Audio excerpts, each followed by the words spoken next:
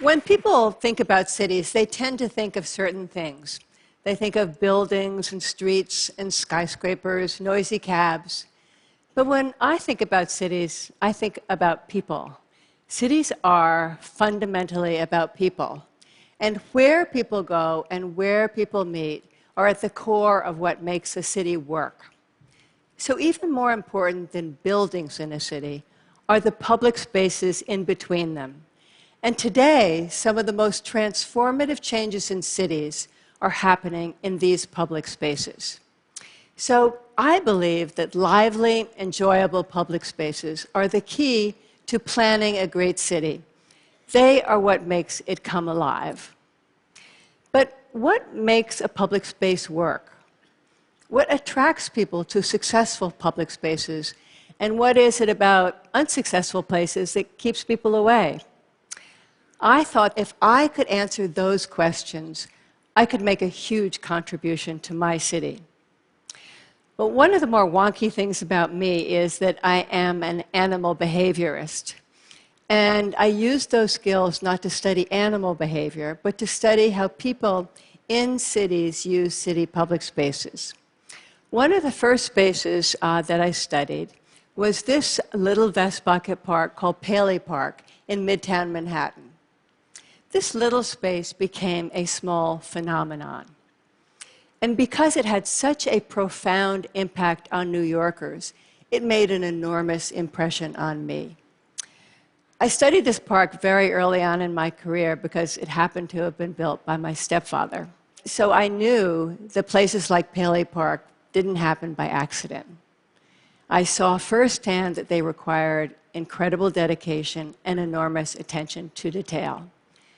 But what was it about this space that made it special and drew people to it? Well, I would sit in the park and watch very carefully. And first, among other things, were the comfortable, movable chairs. People would come in, find their own seat, move it a bit, actually, and then stay a while. And then, interestingly, people themselves attracted other people. And ironically, I felt more peaceful if there were other people around. And it was green. This little park provided what New Yorkers craved: comfort and greenery. But my question was, why weren't there more places with greenery and places to sit in the middle of the city where you didn't feel alone or like a trespasser? Unfortunately, that's not how cities were being designed. So here you see a familiar sight. This is how plazas have been designed for generations. They have that stylish Spartan look that we often associate with modern architecture. But it's not surprising that people avoid spaces like this. They not only look desolate, they feel downright dangerous. I mean, where would you sit here? What would you do here? But architects love them. They are plinths for their creations. They might tolerate a sculpture or two, but that's about it. And for developers, they are ideal. There's nothing to water, nothing to maintain, and no undesirable people to worry about. But don't you think this is a waste? For me, becoming a city planner meant being able to truly change the city that I lived in and loved. I wanted to be able to create places that would give you the feeling that you got in Paley Park and not allow developers to build bleak plazas like this. But over the many years, I have learned how hard it is to create successful, meaningful, enjoyable public spaces. As I learned from my stepfather, they certainly do not happen by accident, especially in a city like New York, where public space has to be fought for to begin with. And then for them to be successful, somebody has to think very hard about every detail.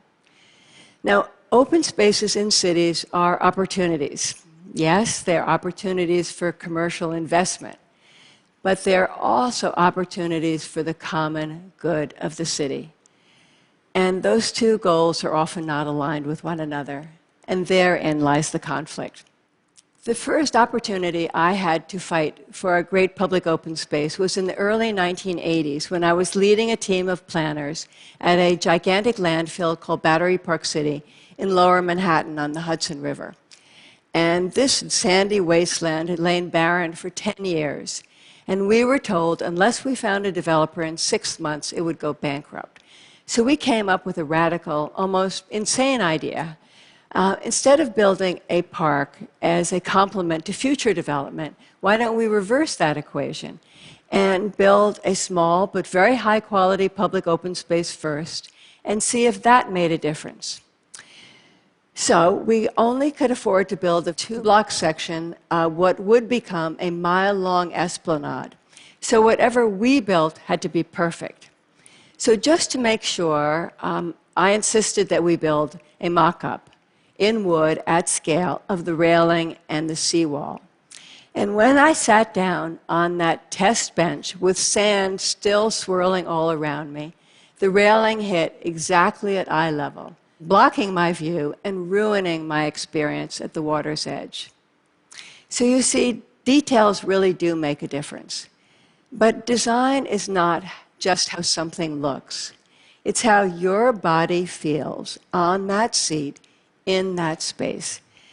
And I believe that successful design always depends on that very individual experience. In this photo, everything looks very finished. But that granite edge, those lights, the back on that bench, the trees and planting, and the many different kinds of places to sit were all little battles that turned this project into a place that people wanted to be. Now, this proved very valuable 20 years later when Michael Bloomberg asked me to be his planning commissioner and put me in charge of shaping the entire city of New York. And he said to me on that very day, he said that New York was projected to grow from 8 to 9 million people. And he asked me, so where are you going to put 1 million additional New Yorkers? Well, I didn't have any idea. Now, you know that New York does place a high value on attracting immigrants. So we were excited about the prospect of growth. But honestly, where were we going to grow in a city that was already built out to its edges and surrounded by water? How were we going to find housing for that many new New Yorkers? And if we couldn't spread out, which was probably a good thing, where could new housing go? And what about cars? Our city couldn't possibly handle any more cars. So what were we going to do? If we couldn't spread out, we had to go up. And if we had to go up, we had to go up in places where you wouldn't need to own a car. So that meant using one of our greatest assets, our transit system. But we had never before thought of how we could make the most of it. So here was the answer to our puzzle. If we were to channel and redirect all new development around transit, we could actually handle that population increase, we thought. And so here was what we really needed to do. We needed to redo our zoning. And zoning is the city planner's regulatory tool, and basically reshape the entire city, targeting where new development could go and prohibiting any development at all in our car-oriented suburban-style neighborhoods. Well, this was an unbelievably ambitious idea. Ambitious because communities had to approve those plans. So how was I going to get this done? By listening. So I began listening. In fact, thousands of hours of listening, just to establish trust. You know, communities can tell whether or not you understand their neighborhoods. It's not something you can just fake. And so I began walking. I can't tell you how many blocks I walked in sweltering summers and freezing winters, year after year, just so I could get to understand the DNA of each neighborhood and know what each street felt like. I became an incredibly geeky zoning expert, finding ways that zoning could address communities' concern. So little by little, neighborhood by neighborhood, block by block, we began to set height limits so that all new development would be predictable and near transit. Over the course of 12 years, we were able to rezone 124 neighborhoods, 40% of the city, 12,500 blocks. So that now 90% of all new development in New York is within a 10-minute walk of a subway. In other words, nobody in those new buildings needs to own a car. Well, those rezonings were exhausting and enervating and important, but rezoning was never my mission. You can't see zoning, and you can't feel zoning. My mission was always to create great public spaces. So in the areas where we zoned for significant development, I was determined to create places that would make a difference in people's lives. Here you see what was 2 miles of abandoned, degraded waterfront in the neighborhoods of Greenpoint and Williamsburg in Brooklyn. Impossible to get to and impossible to use. Now, the zoning here was massive, so I felt an obligation to create magnificent parks on these waterfronts. And I spent an incredible amount of time on every square inch of these plans. I wanted to make sure that there were tree-lined paths from the upland to the water, that there were trees and plantings everywhere, and of course, lots and lots of places to sit. Honestly, I had no idea how it would turn out. I had to have faith, but I put everything that I had studied and learned into those plans. And then it opened, and I have to tell you, it was incredible. People came from all over the city to be in these parks. I know they changed the lives of the people who lived there, but they also changed New Yorkers' whole image of their city. I often come down and watch people get on this little ferry that now runs between the boroughs. And I can't tell you why, but I'm completely moved by the fact that people are using it as if it had always been there. And here is a new park in Lower Manhattan. Now, the water's edge in Lower Manhattan was a complete mess before 9/11. Wall Street was essentially landlocked because you couldn't get anywhere near this edge. And after 9/11, the city had very little control. But I thought if we went to the Lower Manhattan Development Corporation and got money to reclaim this 2 miles of degraded waterfront, that it would have an enormous effect on the rebuilding of Lower Manhattan. And it did. Lower Manhattan finally has a public waterfront on all 3 sides. I really love this park. You know, railings have to be higher now, so we put bar seating at the edge. And you can get so close to the water, you're practically on it. And see how the railing widens and flattens out so you can lay down your lunch or your laptop. And I love when people come there and look up and they say, wow, there's Brooklyn, and it's so close. So what's the trick? How do you turn a park into a place that people want to be? Well, it's up to you, not as a city planner, but as a human being. You don't tap into your design expertise, you tap into your humanity. I mean, would you want to go there? Would you want to stay there? Can you see into it and out of it? Are there other people there? Does it seem green and friendly? Can you find your very own seat? Well, now, all over New York City, there are places where you can find your very own seat. Where there used to be parking spaces, there are now pop-up cafes. Where Broadway traffic used to run, there are now tables and chairs. Where 12 years ago sidewalk cafes were not allowed, they are now everywhere. But claiming these spaces for public use was not simple, and it's even harder to keep them that way. So now I'm going to tell you a story about a very unusual park called the High Line. The High Line was an elevated railway.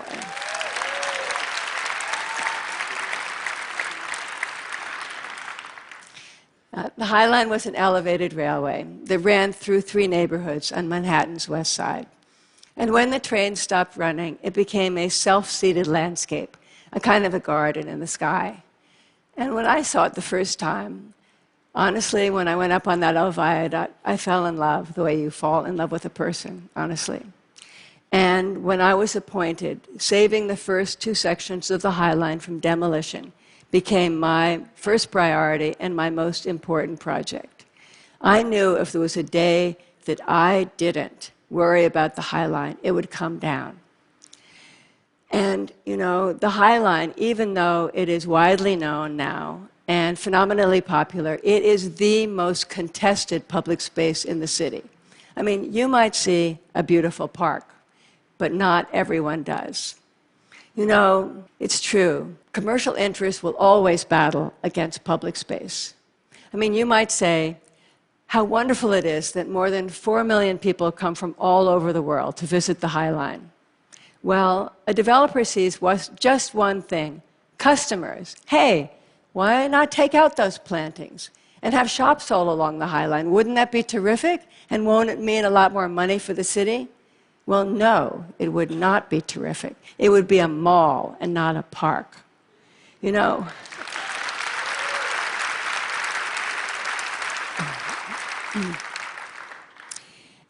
you know what? It might mean more money for the city, but a city has to take the long view, the view for the common good.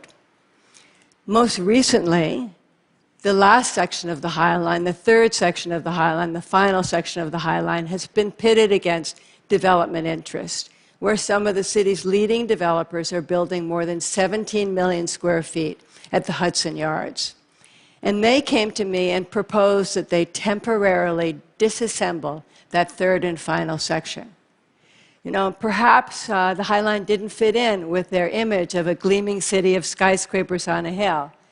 Perhaps it was just in their way.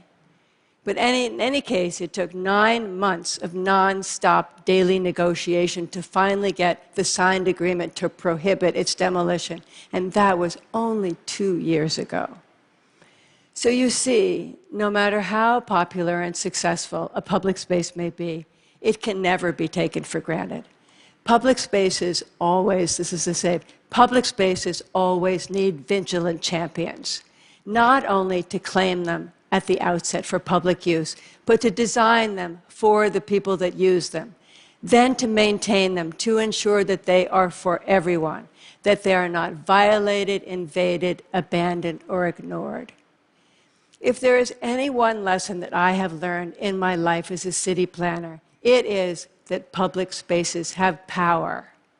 It's not just a number of people using them, it's an even greater number of people who feel better about their city just knowing that they are there. Public space can change how you live in a city, how you feel about a city, whether you choose one city over another. And public space is one of the most important reasons why you stay in a city. I believe that a successful city is like a fabulous party. People stay because they are having a great time. Thank you.